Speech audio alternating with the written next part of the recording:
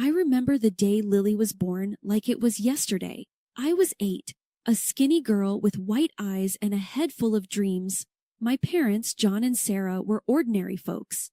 Dad worked at a local factory and Mom stayed at home. Life was simple until Lily came along. "Look at her, Sarah. She's got your eyes," Dad had said, holding Lily for the first time. Mom had smiled a tired but triumphant smile. "And your nose, John." I stood by the door, clutching my ragged doll, waiting for someone to notice me. "Can I see Lily?" I asked timidly. Mom glanced at me, her eyes barely registering my presence. "Not now, Linda. Lily needs rest, and so do I." School wasn't much better. Kids can be cruel when they smell vulnerability. "Hey, Scarecrow Linda," Jack, the class bully, would sneer as he tugged at my faded dress. "Did you get your clothes from the trash?" I tried to ignore them, but words hurt more than punches. At home, Lily grew into a pampered princess. She'd scribble in my textbooks and giggle. "Look, Linda, I'm helping you with homework," she'd say. "Lily, please don't do that. I need those for school." I'd sigh. But one day she went too far, pouring paint over my only good dress. I yelled at her, but she just cried. That's when Mom stormed in. "What's going on here?" she demanded, her eyes flashing.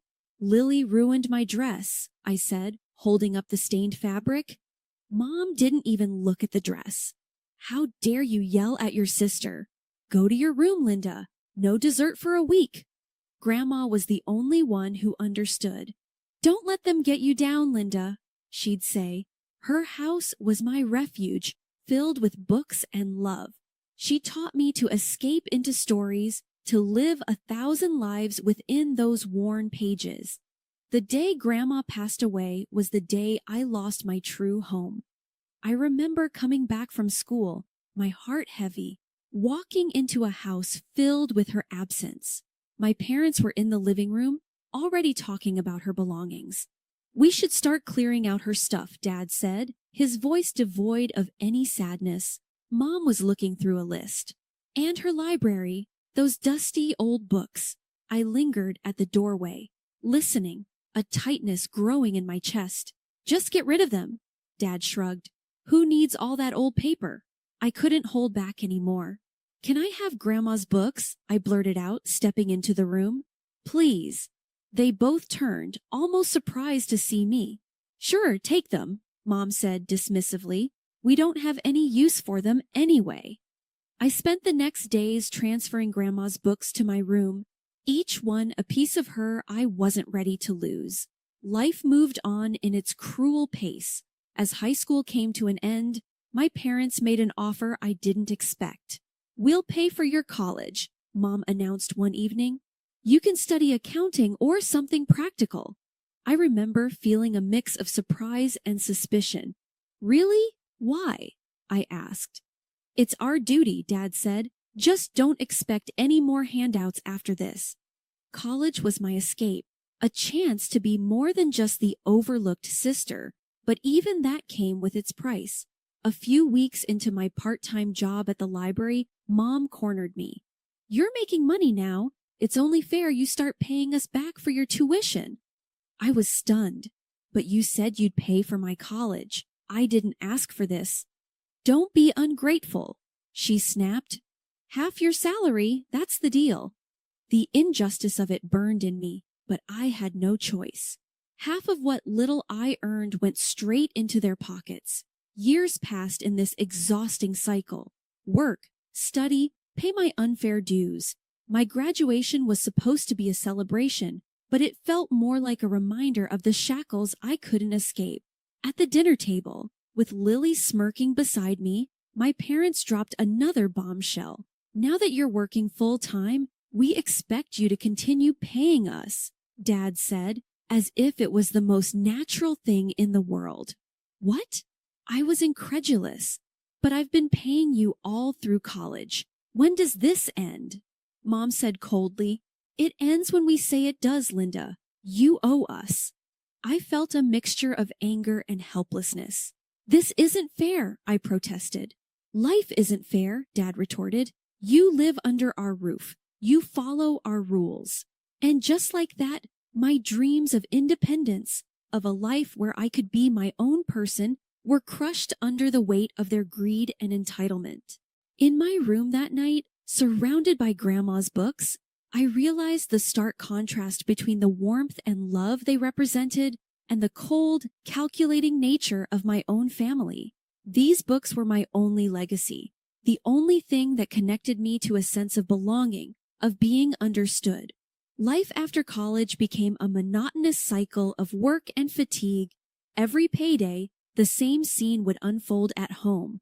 "Linda, have you got your paycheck yet?" Mom would ask, her hand already outstretched the moment I stepped through the door. I'd hand over half of my earnings without a word. It had become a routine, a bitter pill I swallowed each month. One evening, I mustered the courage to confront them. "Mom, Dad, I've been thinking," I began hesitantly. "Maybe I can start keeping a bit more of my salary. I need to save up, maybe for a place of my own." Mom's expression hardened. "Your own place? Don't be ridiculous, Linda. You owe us. We paid for your education." "But I've been paying back. Isn't that enough?" I protested, feeling a surge of frustration. "Enough? You think a few thousand cover your debt to us?" Dad's voice rose. "We raised you, fed you, clothed you. You owe us for a lifetime." I felt my heart sink. But I never asked for any of this. I just wanted to go to college. "And who do you think paid for that? You think that was free?" Mom snapped. "No, Linda, you'll continue paying us just as you have been." The unfairness of it all was suffocating. I had hoped foolishly that they might see reason, but their entitlement knew no bounds. Lily, ever the favored child, never missed a chance to taunt me. "Look at our little accountant. Can't even afford a new dress," she'd sneer, flaunting the latest gadget or outfit they'd bought her. I remember one particularly hard day at work. I had stayed late trying to finish a complex report. Exhausted, I reached home to find my family had ordered takeout, my favorite Thai food. For a moment, my spirits lifted. "Is there any left for me?" I asked hopefully. Mom shrugged. "You should have been here earlier. Besides, you can buy your own food with your big salary." I retreated to my room, too tired to argue. Dinner that night was a stale sandwich and a cup of tea. Alone in my room, surrounded by the comforting presence of my grandmother's books, I felt the full weight of the life I was trapped in. I longed for more, for freedom, for a chance to live for myself. But every attempt to break free was met with guilt trips and reminders of a debt that I was beginning to realize might not even be mine. My life at home had become a ceaseless routine of work and servitude. Each day, I'd return from my job as an accountant, mentally drained, only to be greeted by the chaos of my family's demands. One evening, I came home to find the living room in a mess. Dad was lounging on the sofa, watching TV, while Lily was sprawled on the floor, surrounded by a pile of clothes. "Linda, you're back finally," Dad said without looking away from the screen. "Clean up this mess, will you, and start dinner. We're hungry." "But I've just got back from work," I protested weakly, my shoulders slumping. "Work? You call sitting in an office all day work?" Lily scoffed, not bothering to lift her gaze from her phone. "Try doing something useful for a change." Their words stung, but I was too tired to argue. Silently, I began picking up the clothes, my mind heavy with resentment. As I cooked dinner, the familiar sense of injustice gnawed at me. I was more than just their housekeeper, more than their source of income, but in their eyes, I was nothing more than an extension of their will, a means to an end. The next morning, I was met with another list of demands. "Linda, take Lily shopping today. She needs new clothes," Mom instructed as I was about to leave for work. "But I have a busy day at the office," I said, my voice strained with frustration. "Oh, what's more important, your job or your family?" Mom retorted, her tone sharp. The irony of her words wasn't lost on me. My job was important only when it benefited them. Reluctantly, I agreed to take Lily shopping after work, sacrificing the little personal time I had left. At the mall, Lily flitted from store to store, her excitement in stark contrast to my growing despair. "Isn't this dress cute, Linda?" she gushed, holding up an expensive designer dress. "Buy it for me. You owe us, after all." I looked at the price tag and felt a pain in my chest. "Lily, this is too much. I can't afford this." "Can't afford it? But you're the big earner in the family," she taunted, her voice dripping with sarcasm. "Stop being so stingy." I bought the dress, my heart heavy with the knowledge that this was just another link in the chain that bound me to them. That night, as I lay in bed, I realized that my life had become a cycle of giving my time, my money, my energy, with nothing in return. I was trapped in a life of servitude, catering to the whims of a family that saw me as nothing more than a resource to be exploited. The day of my 30th birthday dawned just like any other day. I woke up early, hoping maybe, just maybe, this day would be different, that my family would remember and we'd have a small celebration, a moment of happiness. I walked into the kitchen where Mom, Dad, and Lily were already having breakfast. "Good morning," I said softly. Dad glanced up. "Morning. Make sure you're not late for work." I waited, hoping for more, but there was just silence. My heart sank. They had forgotten. It was just another day for them. I tried to hide my disappointment as I prepared my breakfast. The clock ticked away, each second a reminder of how little they cared. As I was about to leave for work, I mustered up the courage to remind them. "You know, today is my birthday," I said, my voice barely a whisper. Mom looked up, a flicker of surprise crossing her face before it vanished. "Oh, is it? Well, happy birthday. Don't expect us to throw a party." Lily snickered. "Yeah, happy birthday, Linda. Maybe you can treat yourself to something nice with your big paycheck." Their words stung like 1,000 needles. I left the house, holding back tears, feeling more alone than ever. The day at work was long and tiring. When I returned home, I hoped maybe they'd have a change of heart. But the house was just as I'd left it. I found Mom, Dad, and Lily in the living room, ordering food from a fancy restaurant over the phone. "Are we expecting guests?" I asked, a glimmer of hope reigniting. "No, just felt like ordering something nice," Mom said casually. "You can join us if you want." I watched as they ordered dish after dish, my heart sinking with each click of the phone. "Should I get the lobster or the steak?" Lily mused aloud. "You should get both," Mom encouraged. I stood there, a bystander in my own home. They hadn't just forgotten my birthday. They didn't care. I retreated to my room, the walls echoing with their laughter and chatter. I sat on my bed surrounded by Grandma's books, the only gifts I'd ever truly treasured. In the silence of my room, I called my Aunt Mary, the only other person who had ever shown me kindness. She answered with a warm, "Happy birthday, Linda. How are you, dear?" Her words, so simple yet so full of warmth, brought tears to my eyes. We talked for a while and she shared stories about Grandma, bringing a smile to my face. Then she said something that stopped me cold.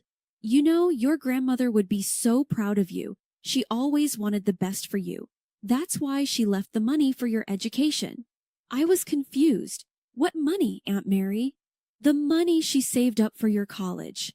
Didn't your parents tell you? She was so determined to give you a good start in life." My world spun. Grandma had paid for my college all these years. My parents had lied, making me believe I owed them. I hung up the phone, my mind racing. The truth was a key unlocking the chains I'd been bound with for so long. My parents had manipulated me, used me, all based on a lie. That night I couldn't sleep. The revelation churned in my mind, a mix of anger, betrayal, and a newfound sense of determination. I couldn't let them control me anymore. I had to break free, to find my own path. The next morning, I confronted them. I know about the money Grandma left for my education. Why did you lie to me? Their reactions were a mix of shock and defensiveness.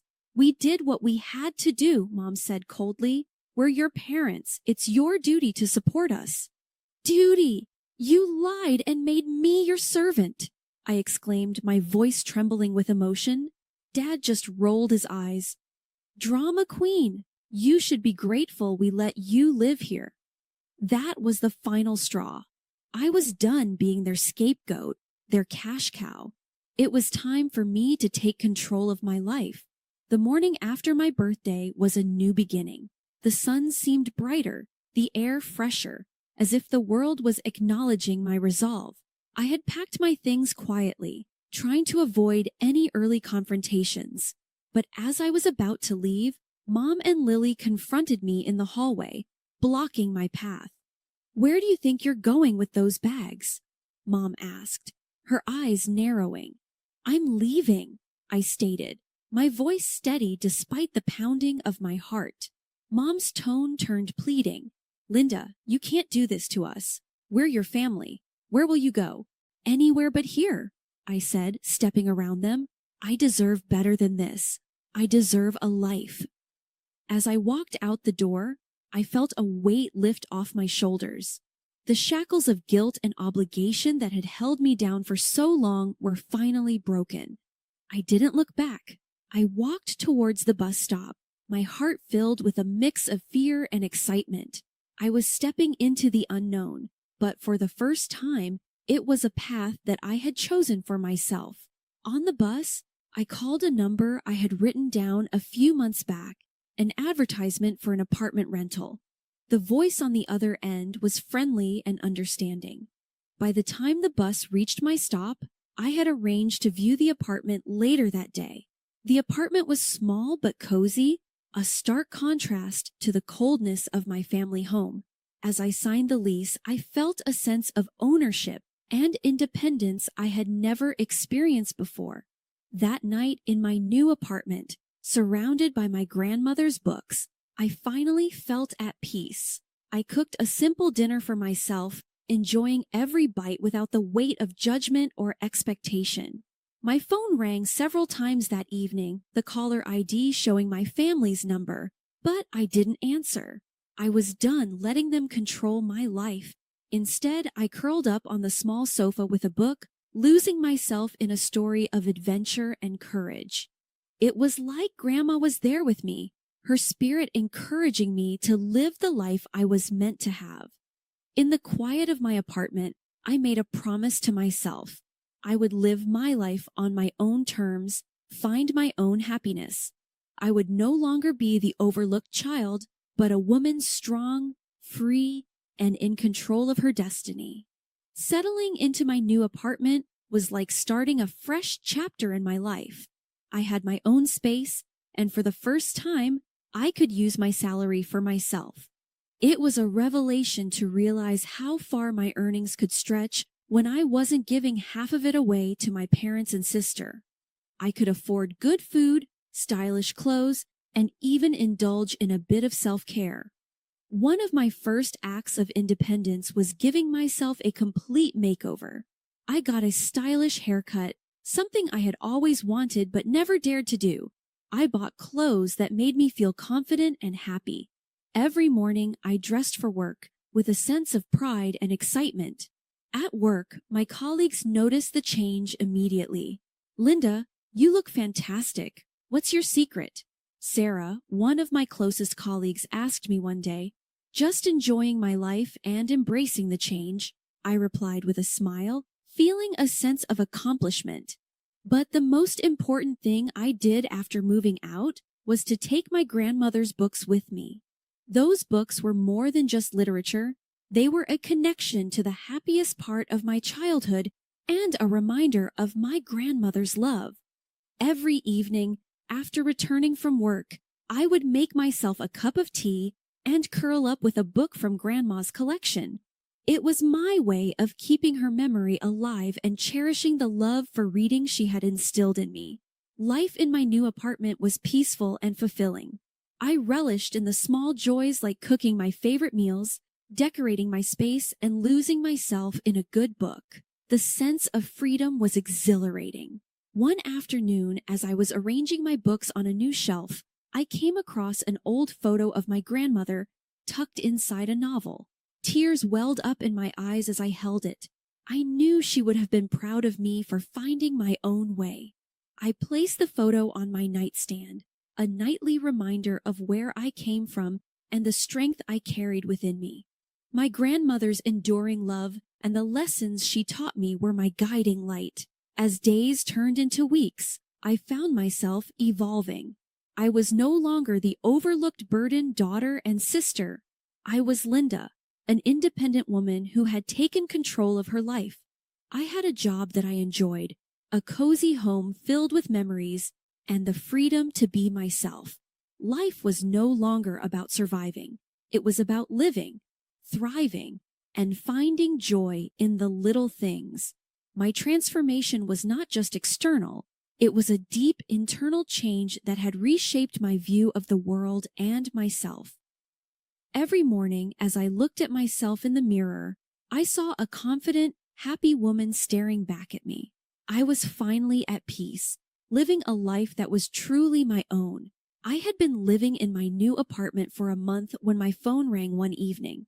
The caller ID showed my parents' number, a sight that now stirred a mix of emotions.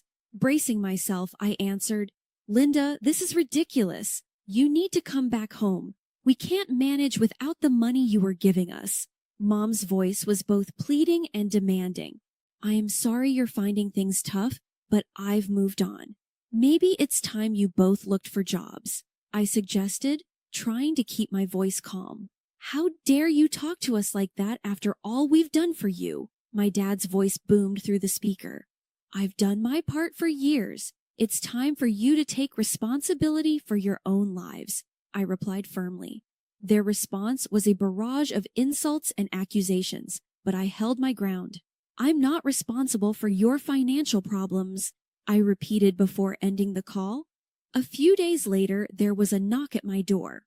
Opening it, I found my sister Lily standing there, her expression one of expectancy. "Linda, I need money for a new gadget. Just transfer it to me like before," she said, as if nothing had changed. I couldn't help but laugh at the absurdity. "Lily, I'm not your personal bank anymore. You should try earning your own money." Her reaction was immediate and intense. She began screaming at me, hurling insults and accusations. "You owe us. You're just a selfish, heartless monster." Her screams were so loud that they attracted the attention of my neighbors, concerned. One of them called the police. Soon, 2 officers were at my door, questioning us about the commotion. After explaining the situation, the officers escorted Lily out, who continued her tirade even as she was led away. I blocked my family's numbers on my phone. After that, I was done being their scapegoat and ATM. The next few weeks brought whispers of my family's worsening situation. Mutual acquaintances shared stories of their mounting debts and desperate attempts to find money. My parents, who had never worked a day since I started earning, were now doing odd jobs. Lily, too, found herself in a situation she had never imagined. The sister who once mocked me for my old clothes was now selling her designer outfits and expensive gadgets just to make ends meet. Despite a fleeting sense of pity, I reminded myself of their years of neglect and exploitation. They had chosen this path, and it was their responsibility to navigate it. In my world, life was blossoming. My job was going well, and I was enjoying my newfound freedom and independence. My apartment, once a distant dream, was now my haven of peace, filled with memories of my grandmother and her books. One evening, as I sat in my reading nook, a sense of profound contentment washed over me. The once overlooked and undervalued daughter had transformed into an independent woman. I had broken free from the chains of familial manipulation and